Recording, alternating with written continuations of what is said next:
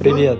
Давай я с помощью этой штуки покажу тебе, как можно диагностировать цепи питания ноутбука. В работе платы от китайского ноутбука, на который нет технической документации. При этом есть явно заниженное сопротивление на одном из источников питания. Сопротивление в данной линии 2 Ома, а должно составлять килоомы. Искать виновника можно методом демонтажа потребителей, которые сидят на этой линии. Или можно подать в эту линию малое напряжение с ограничением потоку. Неисправный компонент будет избыточно потреблять ток и нагреваться. Это мы сможем увидеть в тепловизоре. Кратковременно подавая напряжение в линию, мы отчетливо видим 3 элемента, которые нагреваются. В данном конкретном случае у нас оказался неисправным процессор, контроллер, который питает процессор, а также транзистор, он же свитч, который подает 5